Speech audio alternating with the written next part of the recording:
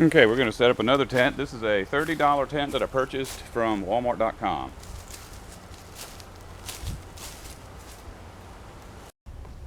Hello and welcome to another video from the only channel you need to not only survive the current apocalypse, but actually enjoy it. And if you're keeping up with my channel, then you saw where I put up this tent back here, and that's a big one. But I've also put up this little teeny tiny tent, which it may seem ridiculous that if you've got a great big tent that you can live in, that you would actually have a separate tent that's just big enough to sleep in. But different situations call for different tools. That tent right there is good if you're, in a bug out vehicle, or if you just are hiding like me, hiding out in the woods, or just camping with your family. But if you're a prepper, then you know what a bug out bag is. That is not going to go in your bug out bag. That thing's like 30 or 40 pounds. It's as big as, when it's all folded up, it's like as big as a military duffel bag. And in fact, all the junk that I want to take with me into an end of the world scenario would probably fill a van up. But if you're on foot, then you really need to be carrying something like that. That's about 2.5 to 3 pounds, and it rolls up pretty tight. It'll fit in a regular everyday backpack. And so if you've got the resources, there's nothing wrong with having a bug out bag. I'm not a bug out person, but I like having things around me that will get me out of a tight situation. And having a big tent that I can live in indefinitely. If it's in my car, maybe I can go somewhere that is safer than where I'm at. Maybe I can just carry it from my house. There's woods all the way around here that people never go in, so all I have to do is get my stuff a half a mile from my house and I might be safe. But if you're gonna be going long distance on foot, you need something like this. In fact, if you've got the resources, you need something better than that. You need one of those hurricane proof one-man tents that weighs 3 ounces. But you really got to be rich to afford something like that.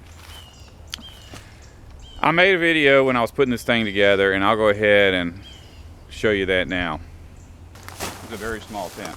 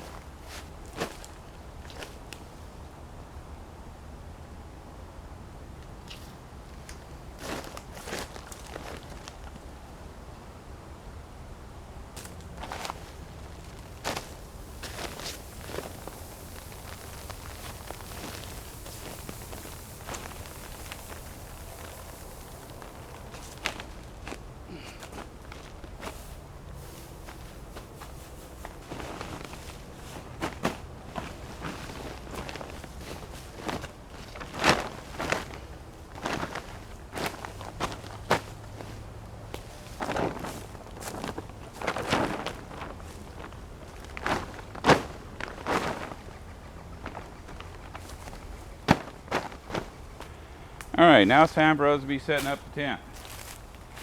Shouldn't take too long. I just set it up a week ago and I got it in my living room, so I'm pretty familiar with it. Haven't forgotten how to do it. Here's something they just developed since last time I had a tent. These things got like elastic in them.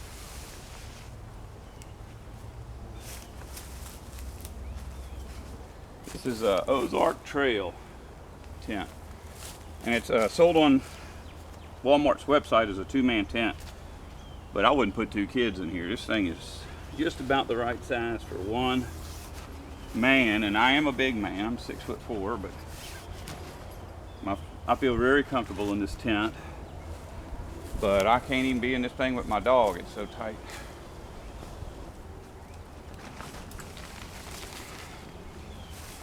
And these tie downs actually hold the 2 stakes together, as well as the hook that holds the tent up on the stakes.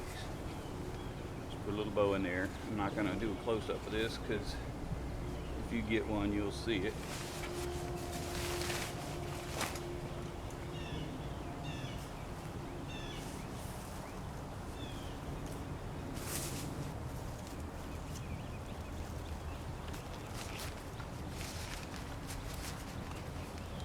I could have practiced this, I guess, a few times, and just come out here and look like a professional. But you know yourself, when you go camping, you don't practice setting the tent up before you go. You don't drill on it anyway. You may set it up to make sure all the parts are there. Now all we got left to do is put stakes in the ground, and this is one of them tents that you really don't need to put stakes in the ground, but I think it's better because the center of the tent, I'll show you this.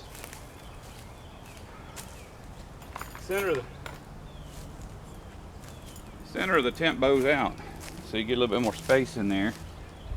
If you go right through the, I hope you can see that. You go through the rain fly and the base of the tent.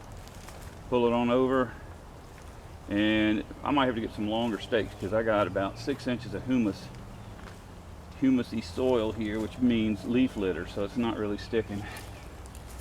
But I think these stakes will do fine over here in the corners, and I hope they will.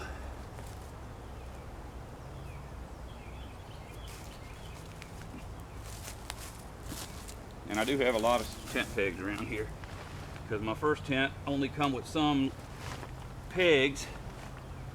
So just to make sure I had enough, I ordered about 3 times more than I needed. They're cheap enough.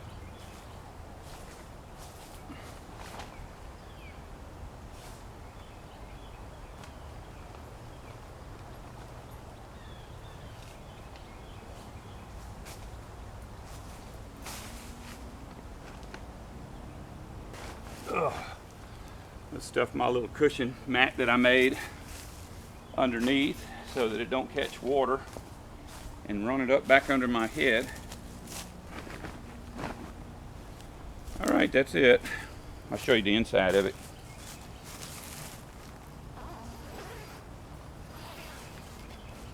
For me, I think it's a good idea to, when you can just grab the zipper and pull it. But I think it's a good idea to guide it, because I feel like that's probably the first thing that's going to break. So if you take care of your zipper, then everything ought to be okay. Oh, let me get in here. Shoes and all. All right, now I'm inside the tent, and as you can see, my head is basically right up against the end of the tent. And if we go to the other way, my feet are touching the other end. But it's still comfortable. I've slept out here couple of nights. I slept in here when it was raining. I slept in here when it was really cold. If you notice, I've got the door down here by my feet, and your door should be by your head because that's your only window when you have a rain fly. And the reason it's like this is because even though the land looked like it was flat, it's kind of a hill, and it's impossible to sleep with your head downhill. So I'm sleeping with my head uphill. Now, the nights I stayed in here, one night it rained, the other night it was really cold. And I've got a thermometer that I keep up here hanging in this thingamajig. And the thermometer was telling me that there was a 7-degree difference that night. So it was about 27 degrees outside, but it was actually 34 inside. It doesn't seem like a lot. And really, I don't know that it makes a difference. I've got a really nice sleeping bag, and it keeps me warm. Ugh, there he is. Very, very fluffy. And it's very comfortable in here, you know. And on top of that, you saw me stuff all that straw in that tarp. It's like sleeping on a mattress. It's very, very thick now. During the old days, Civil War soldiers just carried a sack with them, and wherever they went, they would stuff their sack with plant matter, and that's what they use for a mattress. So it's it works. It's a system that's been tried and tested, and they didn't have plastic tarps to do this with. They had big canvas sacks. I want to do some video inside of this when it's raining and when it's really cold, but the 2 times I was in here was at night, and you can't really film anything, so we'll just plan that for another day. I'll be making more videos as I endure this experience or whatever. Initially, I can tell you this, that is fun. I love that tent right there. Is just about the right size. It's got everything I need in it. If I had a free, like a solar shower out here, because I've got water pumps, hand water pumps for water. If I had a solar shower out here and a toilet, I'd be cool. And you think, well, you don't really need a toilet, but yeah, I do. I've got arthritis. I've got a bad back. Freestyle squatting is not for me anymore. But this tent over here is really, that's an emergency only thing. It's not any fun to be in there trying to adjust your reading light and hold your book over your head, and then when you try to shift your position, everything doesn't work again. And that's good for an emergency. And if you're a young person and you've got like some kind of base camp and you've got that, then that's a good thing. Or if it's mild weather where you don't even have to be in there, you go in there and lay down. If it's too tight, you throw your sleeping bag out on the ground and sleep outside. But it's fun. I'm enjoying this. Oh well. Love you.